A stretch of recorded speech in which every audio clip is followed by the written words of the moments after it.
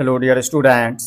इस वीडियो में हम लोग बिहार बोर्ड वर्ग 8वीं का नई गणित प्रश्नावली 6.2 का प्रश्न संख्या 1 से देखेंगे। तो देखिए प्रश्न संख्या 1 में क्या कह रहा है। अभाज्य गुणनखंडन विधि द्वारा निम्नलिखित में से प्रत्येक संख्या का घनमूल ज्ञात कीजिए। प्रश्नों को समझिए। प्रश्न में क्या कह रहा है, मेन होता है प्रश्नों को समझना। प्रश्न समझ लेते हैं तो इसे हल करने में आसानी हो जाती है। तो प्रश्न को समझिए। कह रहा है अभाज्य गुणनखंडन विधि द्वारा। अभाज्य गुणनखंडन विधि द्वारा क्या करना है, कह रहा है निम्नलिखित में से प्रत्येक संख्या का, यानी कि ये जितने भी संख्या दिया पहला से लेकर 10वीं तक, इन सभी संख्याओं का अभाज्य गुणनखंडन विधि द्वारा क्या करना है, घनमूल ज्ञात करना है। अब घनमूल होता क्या है, सबसे पहले तो हमें ये समझना होगा। तो देखिए आप लोग प्रश्नावली 6.1 में, यानी कि इनसे पिछले वीडियो में आपने सीखा था घन क्या होती है, और इस वीडियो में आप लोगों को सीखना है कि घनमूल क्या होती है। तो देखिए घनमूल जो है घन का विपरीत संक्रिया होती है। जिस तरह से आप लोग चैप्टर 5 यानी कि अध्याय 5 में देखा था वर्ग का विपरीत संक्रिया वर्गमूल होती है, ठीक इसी प्रकार घन का विपरीत संक्रिया यानी कि उल्टी संक्रियाएं जो है घनमूल होती है। जैसे यहाँ पर देखिए, इसको हम एग्जाम्पल से समझाते हैं। तो यहाँ पर देखिए उदाहरण से समझिए इसको। जैसे देखिए आप लोगों को पता है घन घन आप लोग सीख चुके हैं पिछले वीडियो में। देखिए जैसे ये हमारा संख्या दिया है 1, और 1 का अगर गए घन तो 1 का घन होता है 1। इसी तरह से 2 का घन कहे तो 8। अब 2 का घन 8 मतलब देखिए 2 का घन 8 का मतलब हो गया 2 के ऊपर घात 3, और इसका मतलब हो गया 2 जो है स्वयं से 3 बार गुना हो रहा है, 2 गुने 2 गुने 2, और इनको जब गुना करिएगा तो यही 8 हमें प्राप्त हो जाता है। इसी तरह से अगर कहे 3 का घन, 3 का घन का मतलब हो गया 3 के ऊपर घात 3, और 3 के ऊपर घात 3 है मतलब 3 जो है स्वयं से 3 बार गुना हो रहा है। इसको स्वयं से हम 3 बार जब गुना करते हैं तो यही हमें प्राप्त होता है 27। इसी तरह से अगर 4 का घन कहे तो 4 का घन का मतलब हो गया 4 के ऊपर घात 3, और इसको स्वयं से हम 3 बार गुना करेंगे। इसको स्वयं से 3 बार जब गुना करिएगा तो 4 चौके 16 चौके 64 आ जाता है। तो यानी कि देखिए 4 का घन हो गया 64। ये आप लोग को याद कर लेना है कम से कम 1 से 10 तक। देखिए इसी तरह से अगर 5 का घन कहे तो 125 होता है, 6 का घन 216, 7 का घन 343, 8 का घन 512, 9 का घन हो गया 729, 10 का घन हो गया 1000। ये हमारा घन है। और हमने आपको क्या बताया घनमूल क्या होता है, घन का विपरीत संक्रियाएं होती है। जैसे यहाँ पर देखिए 1 का घन जो है 1 है, अगर यहाँ पे 1 का घन 1 है, ये 1 होता है, तो यहाँ पर 1 का घनमूल क्या होगा।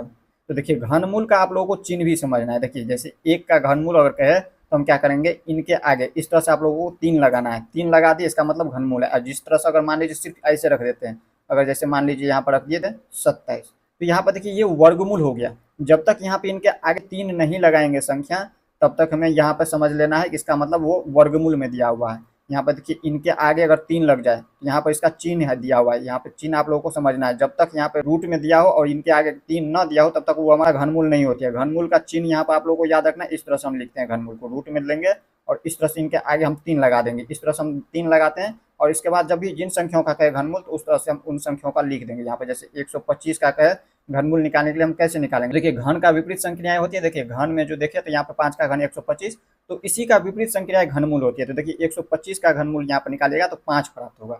इसी तरह से यहाँ पर देखिए इनका अगर घनमूल कहे निकालने के लिए, देखिए 27 कहाँ पे है, यहाँ पे है 27, और इसका जब घनमूल निकालिएगा तो यहाँ पे 3 प्राप्त होगा हमें।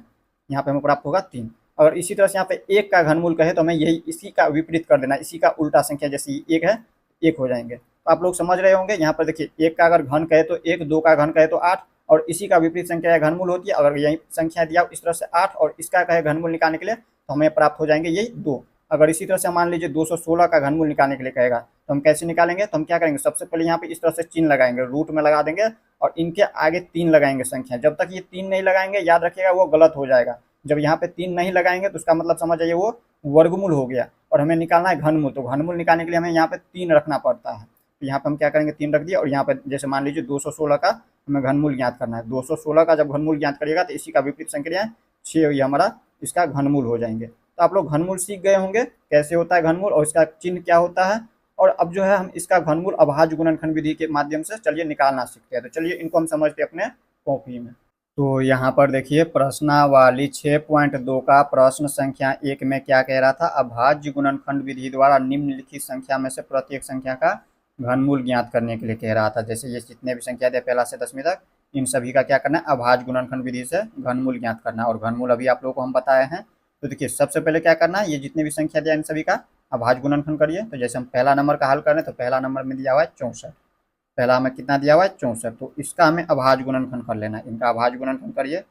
64 दिया है, अभाज्य गुणनखंड हम कैसे करते हैं, यहाँ पर देखिए इसमें इनका एलसीएम लेना। देखिए इसमें हम 2 से लगा सकते हैं, 2 से लगाएंगे, यहाँ पे देखिए भाग लगाना होता है 2 से, 2 से जब इसमें भाग लगाया तो कितना हो जाएंगे, 2 तिया के 6, 3 बार में 6, और ये 4 है तो 2 दूनी के 4। फिर यहाँ पर हम देखिए 2 से लगाएंगे तो 16 दूनी 32, 16 बार में 2 से भाग लगाएंगे तो, फिर 2 से लगाएंगे तो 8, फिर 2 से लगाएंगे तो 4, फिर यहाँ पे 2 से लगाना है, यहाँ पे 2 से लगाएंगे तो 1। अब देखिए इसमें यहाँ पे यही हो गया इसका अभाज्य गुणनखंड रूप, इसी को हमें लिख देना है यहाँ पे।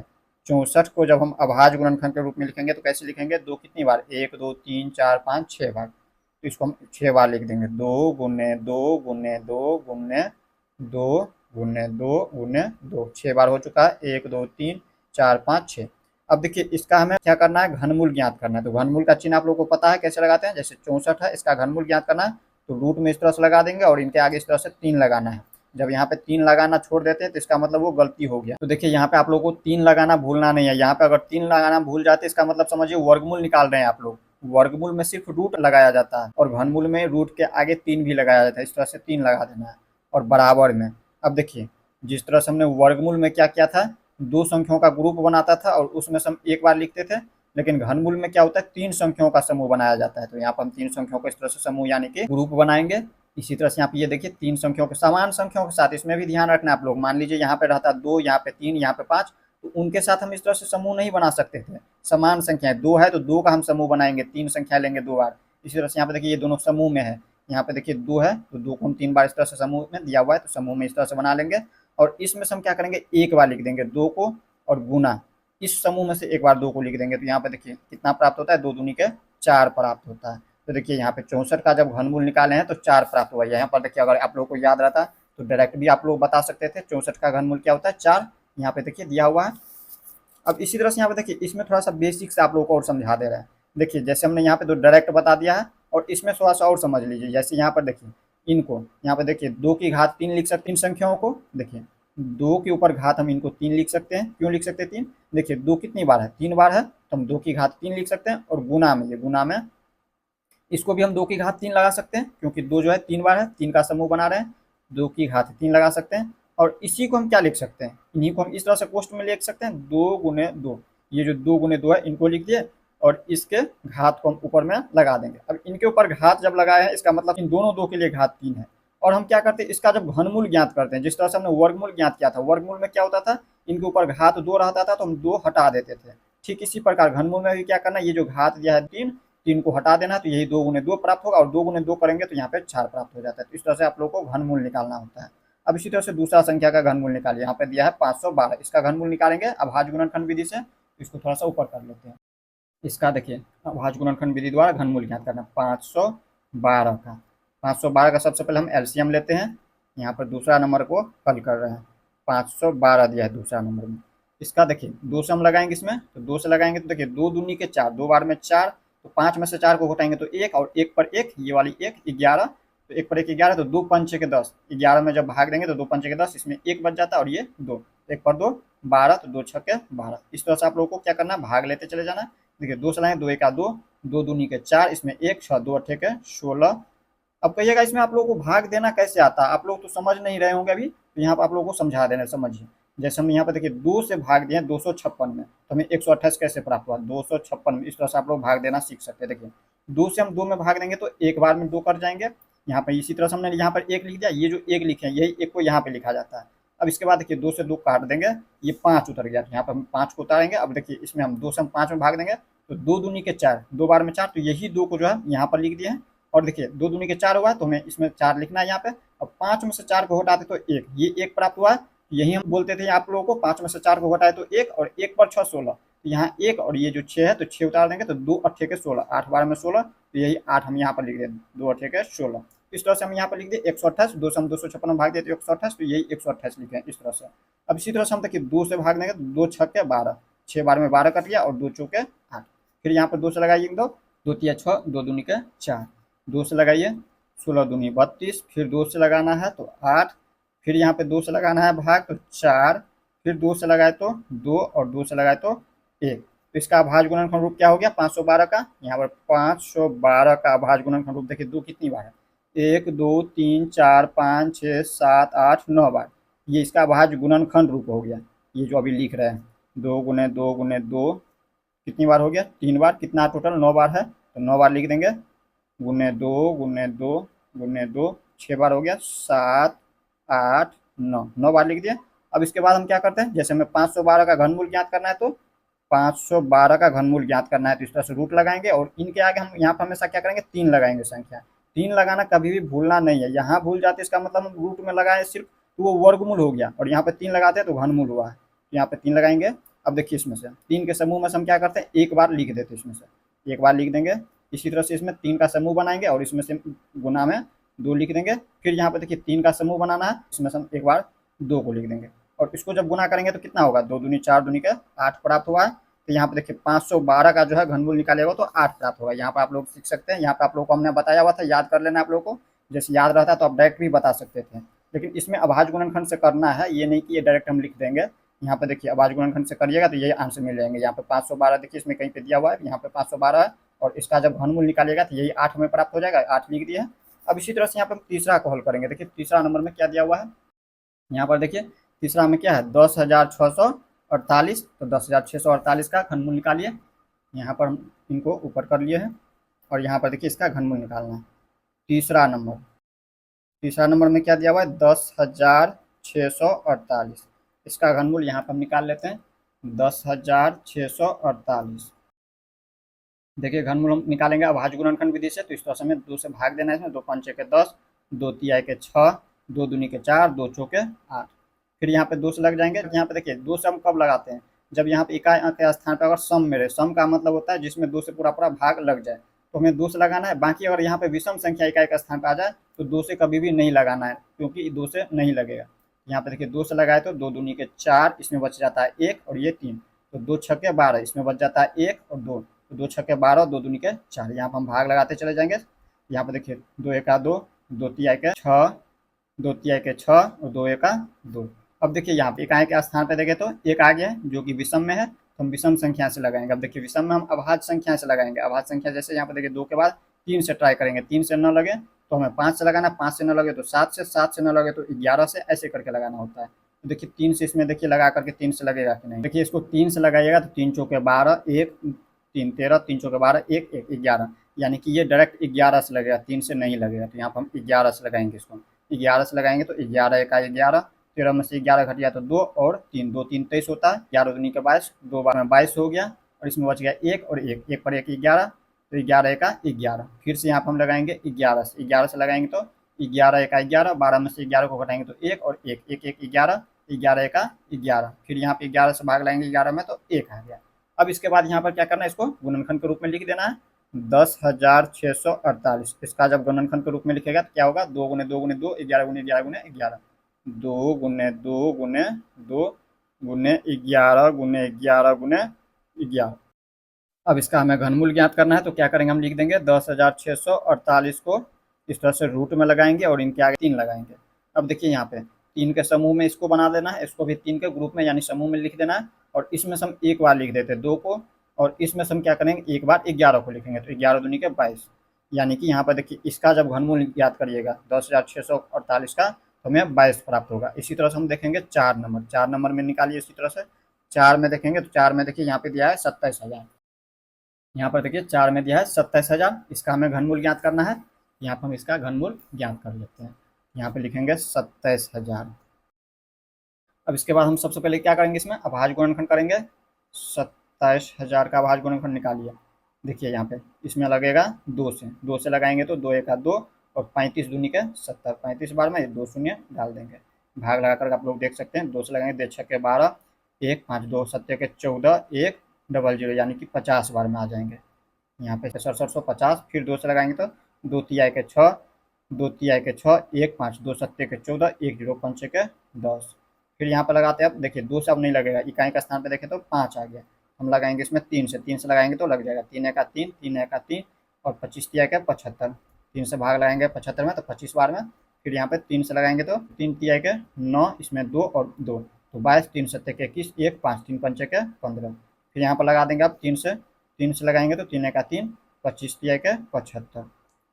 फिर यहाँ पर लगाइए 3 से, तो 3 से लगाएंगे तो देखिए यहाँ पे 3 से नहीं लगेगा, इसमें 3 से नहीं लगेगा। क्यों नहीं लगेगा, क्योंकि यहाँ पे देखिए 3 चौके 12 और ये 5 कटेगा नहीं, 3 चौके 12 तो कट जाता है, लेकिन ये 5 नहीं करता, डायरेक्ट 5 से लगाएंगे। 5 से लगाएंगे तो 25 पंचे 125, फिर यहाँ पे 5 से लगाएंगे तो 5 × 5 = 25, फिर 5 से लगाएंगे तो 5 × 1 = 5। ये इस तरह से कटा है। अब हमें क्या करना है, इसी को गुणनखंड के रूप में लिख देना। 27,000 का भाज्य गुणनखंड किए हैं तो देखिए कितना प्राप्त हुआ। 2 कितनी बार, 1 2 3 बार, और 3 3 बार, 5 3 बार। यहाँ पर हम लिख देंगे 2 × 2 × 2 3 बार, 3 भी 3 बार दिया हुआ है, इसको गुणनखंड के रूप में इस तरह से लिख देंगे, और 5 को भी लिख देंगे इस तरह से गुणा के रूप में।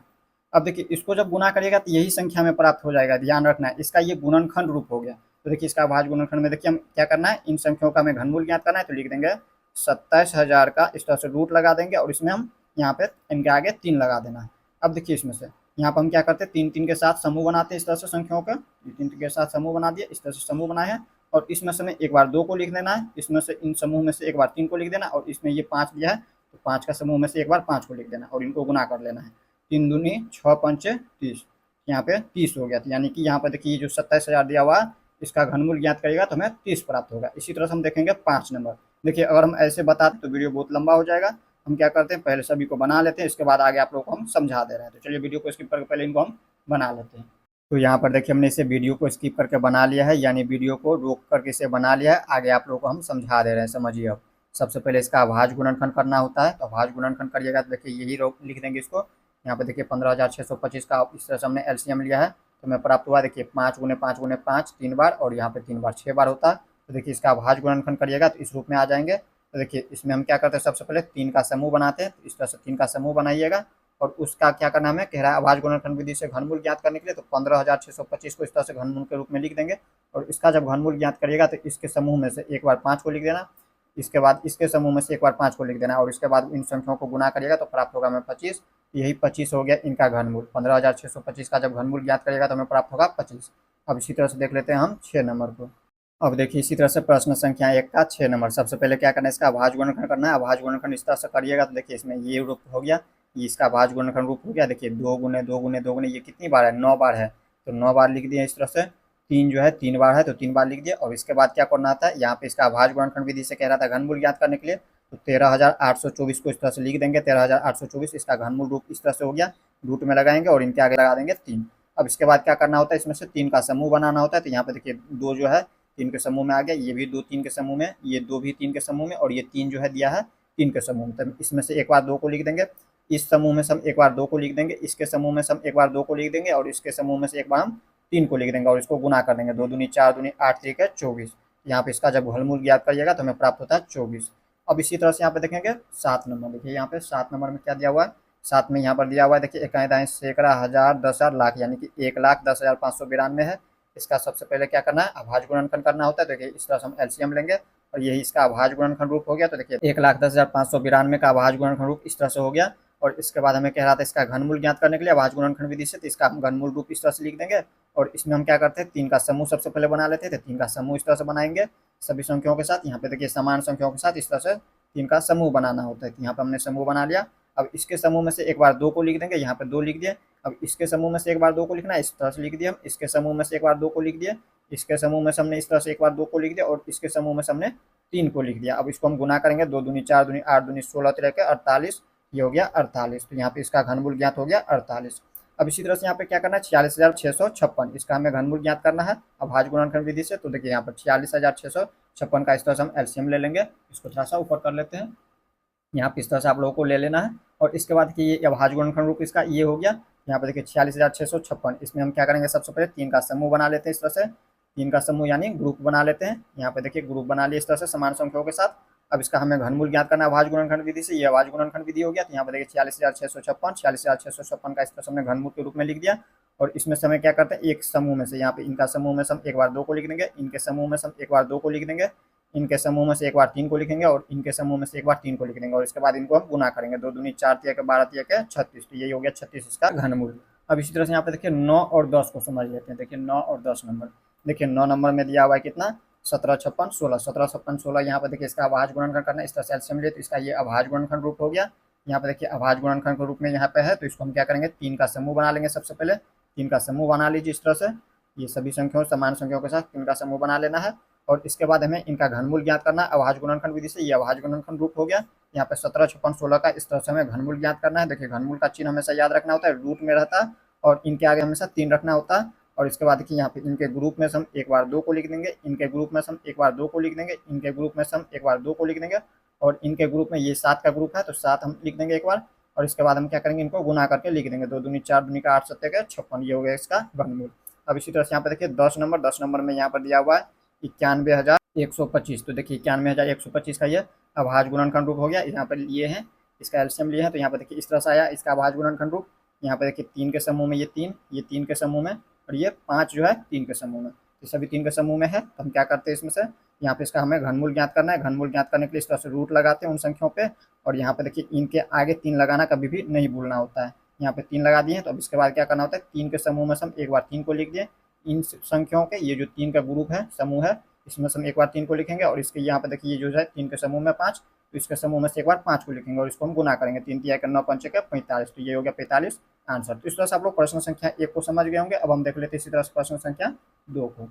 अब देखिए प्रश्न संख्या 2 में क्या कह रहा है। प्रश्न संख्या 2 को समझिए, कह रहा है बताइए सत्य है या असत्य। ये जो कथन दिया है पहला से लेकर 7वीं तक, ये कथन सत्य है या असत्य, ये आप लोगों को बताना है। तो इसे आप लोगों को इससे पहले पढ़ना होगा और समझना होगा।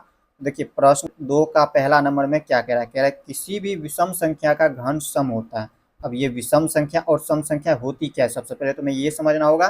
तो देखिए सम संख्या और विषम संख्या क्या होती है, इसको हम उदाहरण से समझते हैं। तो आप लोगों को याद रखना है, वो ऐसी संख्या जिसे 2 से भाग देने पर पूरा पूरा कट जाए वो हमारा सम संख्या होती है, और वैसी संख्या जिसे 2 से भाग देने पर पूरा पूरा नहीं कटे यानी कि शेषफल 1 बचा रह जाए वो हमारा विषम संख्या होती है। जैसे हम इसको उदाहरण से समझते हैं। मान लीजिए यहाँ पे देखिए संख्या दिया है हमारा 6, ये जो संख्या 6 दिया, क्या ये सम संख्या या विषम संख्या है, तो इसमें हम 2 से भाग दे करके देखेंगे। तो देखिए 2 से हम जब 6 में भाग देंगे तो 2 तिया क्या 6, 3 बार में ये 6 कट चुका है, यानी कि शेषफल देखें तो 0 प्राप्त हो गया, यानी कि कट गया इस तरह से। तो ये हमारा सम संख्या हो गया, ये जो 6 है। अगर यही 7 ले ले, ये जो संख्या 7 है, तो हम 7 में अगर भाग दें 2 से, तो देखिए 2 तिया के 6, 3 बार में 6, और शेषफल देखें तो 1 बचा रह गया। यहाँ पे शेषफल यहाँ पे 0 नहीं प्राप्त हुआ, यानी कि ये हमारा विषम संख्या है। तो सम संख्या और विषम संख्या को आप लोगों को हमने एग्जाम्पल से समझाया। जो संख्याओं पूरा पूरा कट जाए 2 से भाग देने पर वो हमारा सम संख्या होती है, और जिन संख्याओं में हम 2 से भाग देते हैं वो पूरा पूरा नहीं करता, वो हमारा विषम संख्या होती है।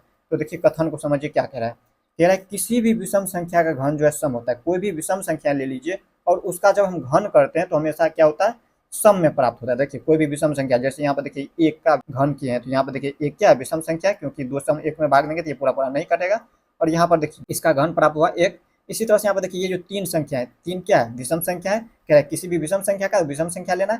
देखिए विषम संख्या का घन यहाँ पर देखिए क्या प्राप्त हुआ है, 27, और 27 में हम अगर 2 से भाग दें ये पूरा पूरा नहीं कटेगा, शेषफल इसका 1 बचा रह जाएगा। यहाँ पे देखिए इसका घन जो प्राप्त हुआ है वो हमारा सम में नहीं बल्कि विषम में प्राप्त हुआ है, लेकिन यहाँ पे कथन में कह रहा है सम में होता है। यहाँ पे देखिए इसी तरह से अगर संख्या देखिए 5, 5 क्या विषम है, क्योंकि हम 2 से अगर 5 में भाग दें तो पूरा पूरा नहीं करता है। भाग दे करके आप लोग देख सकते हैं इस तरह से, 2 से जब हम 5 में भाग दें तो 2 दूनी के 4, 2 बार में 4, इसमें 1 बचा रह गया, शेषफल 0 नहीं प्राप्त हुआ, यानी कि ये जो 5 है ये विषम संख्या है। और विषम संख्या का जब हम घन प्राप्त किए हैं, इसका घन जो प्राप्त हुआ हमें ये 125, ये भी क्या है, विषम संख्या है। इसमें देखिए यहाँ पे इकाई का स्थान पर हमेशा देखना होता है। इकाई का स्थान पे देखिए 5 है, यानी कि विषम संख्या का घन हमेशा विषम में ही होता है। जितना भी देखिए यहाँ पे जैसे 6 के बाद 7 देखे, सॉरी 5 के बाद 7 देखे, 9 देखे, 11 देखे, इसी तरह से 13 देखे, 15 देखे, 17 देखे, इन सभी का घन जब निकालिएगा तो देखिए विषम संख्या ही प्राप्त होगी। देखिए इकाई के स्थान पर सिर्फ ध्यान देना आप लोग, इकाई के स्थान पर देखिए 3 है, ये की विषम संख्या है। इसी तरह से 15 का यहाँ पर देखिए घन प्राप्त किए हैं 3375, इसका इकाई देखें तो 5 है जो कि विषम में है। इसी तरह से 13 देखिए विषम संख्या, और इसका जब हम घन किए हैं यहाँ पे 2197 प्राप्त हुआ, इसका इकाई देखें तो यहाँ पे 7 जो कि विषम में है। यानी कि यहाँ पे देखिए विषम संख्याओं का घन जो है हमेशा विषम में ही प्राप्त होती है, लेकिन इसमें क्या कह रहा है, किसी भी विषम संख्याओं का घन सम में होता है। तो ये हमारा कथन असत्य हो जाएंगे। तो यहाँ पर हम क्या लिखेंगे, पहला का, प्रश्न संख्या 2 का पहला नंबर का लिख देना आप लोगों को असत्य। 2 का जो है पहला नंबर का कथन जो दिया हुआ है वो हमारा असत्य हो जाएंगे। इस तरह से आप लोगों को लिख देना है।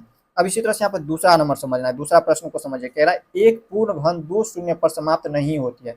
एक पूर्ण घन जो है 2 शून्य पर समाप्त नहीं होते। देखिए जैसे ये हमारा एक पूर्ण घन, जैसे यहाँ पर ये देखिए 10, और 10 का जब हम घन किए हैं तो यहाँ पे हमें प्राप्त हुआ है, यहाँ पे देख लीजिए 1000 प्राप्त हुआ है। तो क्या ये 2 शून्य पर समाप्त हो रही है, तो यहाँ पर देखिए तो इसमें 3 शून्य है, यानी कि ये 2 शून्य पर समाप्त नहीं हो रही है। ये जो कथन है ये हमारा सत्य हो जाएंगे। इसमें कथन में क्या कह रहा है, कह रहा है एक पूर्ण घन 2 शून्य पर समाप्त नहीं होती है, सच में नहीं होती है। यहाँ पे देखिए एक पूर्ण घन जो है यहाँ पर 2 शून्य पर समाप्त नहीं हो रही है, यहाँ पे देखिए 3 शून्य पर समाप्त हो रही है। ये जो कथन है ये हमारा सत्य हो जाएंगे। दूसरा कथन ये सत्य हो जाएंगे, सही में नहीं होता है 2 संख्याओं पर समाप्त पूर्ण घन। यहाँ पे दूसरा कथन में लिख देना आप लोगों को सत्य।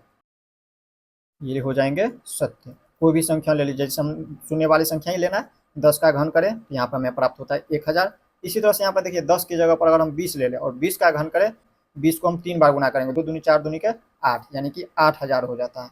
तो देखिए यहाँ पे 20 का जब हम घन किए तो यहाँ पे हमें 8000 प्राप्त हुआ है। तो इसका देखिए संख्या पर देखिए शून्य, शून्य की संख्या कितनी है, 3 है, दो शून्य पर कभी भी नहीं समाप्त होते। इसी तरह से तीसरा नंबर में देखिए कह रहा है यदि किसी संख्या का वर्ग 5 पर समाप्त होता है तो वो उसका घन 25 पर समाप्त होती है। यहाँ पर समझिए अब इसको क्या कह रहा है, प्रश्न कह रहा है यदि किसी संख्या का वर्ग, वर्ग मतलब जैसे यहाँ पे देखिए 5 का वर्ग देखें, 5 का वर्ग करें, 5 का वर्ग मतलब हो गया 5 गुने 5 यानी कि 25 हो गया। तो इकाई अंक देखें तो 5 पर समाप्त होती है। तो कह रहा है घन, इसका घन जो है इसका 25 पर समाप्त होती है। तो घन देख लीजिए, घन का मतलब देखिए 5 का वर्ग मतलब 5 के ऊपर घात 2 और घन का मतलब हो गया इसके ऊपर घात 3। तो 5 को स्वयं से 3 बार गुना करेंगे तो कितना हो जाएंगे, 125, 125। तो सही में इसमें देखिए यहाँ पे 25 प्राप्त हो रहा है। लेकिन यहाँ पे ये तो हमारा एक एग्जाम्पल हुआ। अगर दूसरा एग्जाम्पल लेके देखें, इसी तरह से हम अगर यहाँ पे लगा दे 15, यहाँ पर अगर हम कर दे 15 का घन, तो 15 का घन करें तो देखिए 15 का वर्ग करें तो 15 गुने 15, 15 गुने 15 कितना होता है, 225 होता है। तो 225 लिख देंगे तो इकाई अंक देखें तो 5 पर समाप्त हो रही है। लेकिन यही 15 का घन करें, 15 का घन करेंगे तो कितना हो जाएंगे, 3375। यहाँ पर देखिए 15 गुने 15 अगर करें, 15 को जब 15 से 3 बार गुना करिएगा, घन इनका निकालिएगा तो हो जाएंगे 3375। तो देखिए यहाँ पे कहेंगे देखें तो 5 आया था, लेकिन इसमें देखें तो यहाँ पे 25 नहीं आ रहा है, कह रहा है 25 आता है। देखिए 25 पर समाप्त होती है, और परंतु यहाँ पर देखें तो 25 पर समाप्त नहीं हो रही है। एक का एग्जाम्पल देखें तो सही हुआ है, लेकिन दूसरा में नहीं हुआ है सही। हमेशा सही होना चाहिए, हमेशा सही नहीं हो रहा है, यानी कि 75 आ रहा है यहाँ पे 25 की जगह पे। तो हमें क्या कहना है, ये सत्य नहीं है, ये असत्य हो जाएंगे। तीसरा कथन जो है ये हमारा असत्य हो जाएंगे, लिख देना है असत्य। अब इसी तरह से 4 नंबर कथन देखिए, कह रहा है ऐसा कोई पूर्ण घन नहीं है जो 8 पर समाप्त होती है। तो देखिए पूर्ण घन अभी आप लोगों को देखा चुके हैं हम। देखिए ऐसा कोई घन है कि नहीं जो 8 पर समाप्त होती है। तो जैसे देखिए यहाँ पे 2 का घन करें तो यहाँ पर 8 पर समाप्त हो रही है, 8 है यहाँ पे, 2 का घन 8 है। तो यहाँ पर क्या कह रहा था कथन, 8 पर समाप्त नहीं होती है, बट यहाँ पे तो है 8 पर समाप्त हो रही है, यानी कि ये कथन जो है असत्य हो जाएंगे, ये कथन असत्य। 8 पर समाप्त हो रही है बट इसमें कह रही है 8 पर समाप्त नहीं होते, तो ये कथन असत्य हो जाएंगे, लिख देंगे असत्य। अब इसी तरह से 5 नंबर कथन में देखिए, 5 में क्या कह रहा है, 2 अंकों की संख्या का घन 3 अंकों वाली संख्या हो सकती है। 2 अंकों की घन, यहाँ पर देखिए 2 अंकों का घन जो है 3 अंकों पर समाप्त हो रही है, यानी देखिए ये हमारा हो गया 2 अंकों का संख्या, ये 10 जो है 2 अंक है, पहला देखिए 0 और दूसरा अंक देखें तो 1। और यहाँ पर देखिए 3 पर समाप्त हो रही है कि नहीं, तो 2 अंकों का घन देखें तो यहाँ पर 4 पर समाप्त हो रही है, 4 संख्याएं पर, पहला 0, दूसरा 0, तीसरा 0 और चौथा 1। यहाँ पर 3 अंकों में समाप्त नहीं हो रही है। यहाँ पर देखिए 3 अंकों में जैसे ये समाप्त हो रही है 729, तो देखिए ये 1 अंकों की संख्या है। 2 अंकों की जैसे सबसे छोटी संख्या 10 है, इनसे बड़ा संख्या लेंगे तब तो यहाँ पर देखिए ये तो 4 अंकों में चला गया, और बाकी देखे तो 5 अंकों में भी चले जाएंगे, उनसे आगे लेंगे बड़ी संख्या तो। लेकिन यहाँ पर कभी भी देखे तो 3 अंकों में नहीं समाप्त हो रहे हैं, यानी कि ये भी कथन क्या हो जाएंगे, असत्य हो जाएंगे। 5 नंबर जो कथन दिया है ये असत्य हो जाएंगे। ध्यान रखना है आप लोगों को, 2 अंकों का घन जो है 3 अंकों पर समाप्त नहीं होती है। अब इसी तरह से यहाँ पर देखिए 6 नंबर में कह रहा है 2 अंकों की संख्या के घन में 7 या अधिक अंक हो सकते हैं। 2 अंकों का जब हम घन करेंगे तो उसका जो अंक प्राप्त होंगे, अंक में प्राप्त होंगे संख्या, वो 7 या उससे अधिक हो सकते हैं। तो देखिए 2 अंकों का घन जैसे देखिए सबसे छोटी संख्या की है, तो यहाँ पर देखिए इसमें कितना प्राप्त हो रही है, 4। अब हम सबसे बड़ी संख्या, 2 अंकों का सबसे बड़ी संख्या ले लेते हैं, जैसे यहाँ पर ले लेते हैं 99 का घन। इस तरह से हम लगाएंगे इनको पर घात 3, तो 99 को स्वयं से हम 3 बार गुना करेंगे। 99 को स्वयं से 3 बार गुना करिएगा तो कितना हमें प्राप्त होगा, 9,70,299, 9,70,299 इतना प्राप्त होगा। तो देखिए कितना पर समाप्त हो रही है, इकाएँ दहाएं सैकड़ा, 3 4 5 6 पर समाप्त हो रही है। देखिए सबसे बड़ी संख्या ली है 2 अंकों की, अगर इससे आगे ले गए तो देखिए 99 के बाद हो जाता है 100, जो कि 3 अंकों पर समाप्त हो रही है। देखिए 3 अंक का हो जाता है, ये हमें 2 अंकों का कह रहा था, 2 अंकों का सबसे बड़ी संख्या लेकर के देखें, फिर भी यहाँ पर देखिए तो संख्या 7 पूरा नहीं हो रहा है। इसका अंक देखें तो 6 ही अंक है, 1 2 3 4 5 6 ही अंक तक जा रहा है, 7 अंकों तक नहीं जा रहा है, या फिर उससे ना अधिक होगा। जब 7 अंक आया ही नहीं तो उससे अधिक हो कैसे सकता है। यहाँ पर देखिए अधिकतम ये 6 अंकों में हो सकती है, उससे अधिक नहीं हो सकती है 2 अंकों वाली संख्याओं का घन। तो यहाँ पे हमें क्या करना है, इसमें भी लिख देना है असत्य, ये जो कथन दिया हुआ है असत्य है। अब इसी तरह से यहाँ पे देखिए, इसमें यहाँ पर लास्ट दिया हुआ है 7 नंबर में कह रहा है 1 अंक वाली संख्या का घन 1 अंक वाली हो सकती है। 1 अंक वाली संख्या का घन 1 अंक पर हो सकती है, नहीं देखिए 1 अंक वाली संख्या, देखिए जैसे ये हमारा 1 है और इसका घन भी देखें तो यहाँ पे 1 प्राप्त वाली ये हो सकती है, तो ये हमारा सत्य कथन हो जाएंगे। ये जो कथन है यहाँ पर ये सत्य हो जाएंगे।